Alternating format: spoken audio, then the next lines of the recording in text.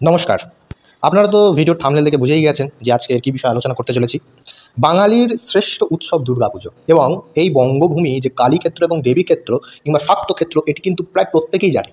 এই বঙ্গের মধ্যে বৈষ্ণব, শাক্ত, শৈব সমস্ত ধরনের মানুষ একত্রে বাস করে এবং একত্রে নিজ নিজ ইষ্ট সেবা করেন। কিন্তু বঙ্গের অধিষ্ঠাত্রী দেবী হিসেবে দুর্গা এবং কালীর কথাই উল্লেখিত করা যায় এবং বঙ্গের দেবী যে উৎসব রয়েছে আমাদের শরৎকালে যে আশ্বিন মাসে যে দুর্গাপুজো হয় সেই দুর্গাপুজোয় আমাদের সমস্ত বাঙালি মেতে ওঠে। এখন এই দুর্গাপূজা বা এই দুর্গা মূর্তির পূজা কিংবা এই দুর্গা মূর্তি কত প্রাচীন আমরা তো দেখেছি। প্রায় বিভিন্ন ইতিহাস থেকে ঘেটে আমরা জানা যায় যে কেউ বলে দুর্গাপুজো বেশি দিনের নয়, কোনো এক রাজা করেছিলেন, কোনো এক জমিদার করেছিলেন, এরকম একটা মানে ইতিহাস তারা দেখায়। কিন্তু আজকে যে ইতিহাস দেখাবো এই ইতিহাস আমরা পাচ্ছি প্রায় পাল বংশেরও আগে, অর্থাৎ কুষাণকালীন যে সময় রয়েছে সেই কুষাণকালীন সময়েও মাতা দুর্গা মূর্তির কিন্তু বিশেষ উল্লেখ মূর্তি কিন্তু পাওয়া যায় এবং বিগ্রহ সহিত পাওয়া যায়। আমরা চণ্ডীতে অষ্টভুজ, অষ্টদশাভুজ ইত্যাদি দেবীর কথা তো শুনেছি এবং আমরা দেখেছি যে কীভাবে দেবী মহিষরূপী যে অসুর, যে মহিষাসুর রয়েছে, যখন তিনি মহিষাসুর যখন মহিষরূপ ধারণ করেছিলেন তখন দেবী কীভাবে তাকে বধ করেছিলেন সেই বিষয়ে কিন্তু আমাদের শাস্ত্রাদিতে রয়েছে। কিন্তু যেহেতু আজকে শাস্ত্রাদি থেকে আলোচনা নয়, আমরা ইতিহাস থেকে আমরা আলোচনা করব। তো সরাসরি আমরা আলোচনায় চলে যাই, কারণ বেশি সময় নয়, কারণ আপনারা হয়তো অধিক আগ্রহী হয়তো অপেক্ষা করে আছেন এই ব্যাপারটি দেখার জন্য। তো চলুন শুরু করা যাক। এই মূর্তিটি দেখুন, আমি স্ক্রিনে অবশ্যই দিয়ে দিচ্ছি, আপনারা দেখে নিন। এই মূর্তিটি হচ্ছে রাজস্থান থেকে প্রাপ্ত হয়েছে। কার মূর্তি? মহিষমর্দিনীর অষ্টভুজ প্রতিমা। এই মূর্তিটি কিন্তু প্রচুর পুরনো, পাল বংশেরও পুরনো কিন্তু এই মূর্তিটি। এই মূর্তিটি আমরা কোথা থেকে পাচ্ছি? রাজস্থান থেকে পাচ্ছি। তাহলে দেখুন, আমাদের এই অধিষ্ঠাত্রী দেবী যদি, বঙ্গের অধিষ্ঠাত্রী দেবী যদি মাতা দুর্গা হয় কিংবা বাংলার যে শ্রেষ্ঠ উৎসব দুর্গাপুজো, এটি যদি বাংলার শ্রেষ্ঠ পুজো হয়, তাহলে রাজস্থান থেকে আমরা কীভাবে পাচ্ছি?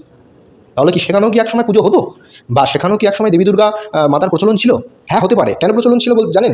কারণ আমরা যত ইতিহাস দেখি, যত অতীতের ইতিহাস দেখি বা আর্য জাতির ইতিহাসে, বৈদিক যুগের ইতিহাসে যদি আমরা সেখানে দেখি, সেখানেও কিন্তু মাতার বিভিন্ন রকম মূর্তির কিন্তু উল্লেখ আমরা পেয়ে যাই। তো এটা থেকে আমরা ধারণা করেই নিতে পারি যে তখনকার সময়ে কিন্তু দেবী মায়ের পূজার প্রচলন ছিল বা দেবী মায়ের পূজা হতো।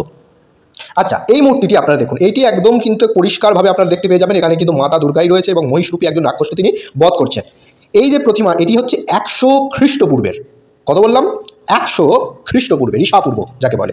এই দেবীর হাতে কিন্তু তলোয়ার আছে, ত্রিশূলও আছে। দেবী মহিষাসুরের মানে যে গর্দান রয়েছে সেই গর্দানটা কাটছেন, সাথে সিংহও রয়েছে। তাহলে এখান থেকে কে মানে কোন দেবীর সঙ্গে সিংহ থাকে এবং কোন দেবীর হাতে ত্রিশূল থাকে, কোন দেবীর হাতে তলোয়ার থাকে, সেটা তো আমরা জানি। এটা থেকে তো আমরা তো মানে মানুষ তো আর বোকা নয় যে এখান থেকে মানুষ বুঝে যাবে যে এটা কোনো অন্য বৌদ্ধ মূর্তি কিংবা অন্য কোনো ধর্মের মতামতের তৈরি মূর্তি, এমন তো না। এখানে সিংহও রয়েছে আর এই দেবীর হাতে ত্রিশূলও রয়েছে, আর এই দেবী একজন মহিষরূপী একজন অসুরকে কিন্তু বধ করছেন। তো মহিষরূপী যখন অসুরকে বধ করছেন, তাহলে আমরা এর থেকে বলতেই পারি যে এটি হচ্ছে মাতা দুর্গার প্রাচীনতম মূর্তি। কত খ্রিস্টপূর্বের? 100 খ্রিস্টপূর্বের এই মূর্তি কিন্তু আমরা পাচ্ছি। তাহলে আপনারা দেখছেন যে ইতিহাসের পাতা যদি আমরা দেখতে যাই বা ইতিহাস থেকে যদি আমরা গবেষণা করতে যাই, তাহলে এমন এমন পুরনো মূর্তি আমাদের সামনে, চোখের সামনে ভেসে উঠবে এবং আমরা মূর্তি আমরা দেখতে পাবো, যার থেকে এটা আমরা ধারণা করে নিতে পারবো যে আমাদের সংস্কৃতি কতটা প্রাচীন ছিল। এই যে মাতা দুর্গার পূজা, এই দুর্গাপূজা কারা করে? হিন্দুরাই করে, সনাতনীরাই করে। তো এর থেকে আবারও প্রমাণ হলো যে সনাতন ধর্মই হচ্ছে পৃথিবীর সব থেকে প্রাচীনতম। শুধু পৃথিবী নয়, ঐতিহাসিক ক্ষেত্র থেকে দেখলেও, ঐতিহাসিক দিক থেকে দেখলেও এই সনাতন ধর্ম হচ্ছে সব থেকে প্রাচীন, কারণ সনাতন ধর্মেই মাতা দুর্গার পূজা হয়। এখন অনেকে অনেক কিছু দেবী এনে সামনে দেখাতে পারে যে এই তো দেখো এই মতে কিন্তু এই পূজা হচ্ছে, এই দেবীর পূজা হচ্ছে। কিন্তু আগে দেখতে হবে সেই দেবীর প্রাচীনতম কত পুরনো মূর্তি পাওয়া গেছে, সেই যে দেবীর যে প্রাচীনতম কতটা সাক্ষ্য রয়েছে, কত অভিলেখ রয়েছে, সেই সমস্ত না ঘেঁটে এখন যারা তথাগত সমাজ রয়েছে সেই তথাগত সমাজ কিন্তু এগুলোকে ধারণ করে না বা এগুলোকে এড়িয়ে যায়। কিন্তু আমরা দেখতে পাচ্ছি আমাদের বঙ্গের অধিষ্ঠাত্রী যে শ্রেষ্ঠ দুর্গাপুজো, আমাদের বঙ্গের শ্রেষ্ঠ উৎসব, সেই বাংলার শ্রেষ্ঠ উৎসব মাতা দুর্গা কত পুরনো এখন আপনারা কিন্তু বুঝতে পারছেন। তাই যারা বুঝেছেন অবশ্যই কমেন্ট করবেন, লাইক করবেন, সাবস্ক্রাইব করে পাশে থাকবেন। নমস্কার, ধন্যবাদ।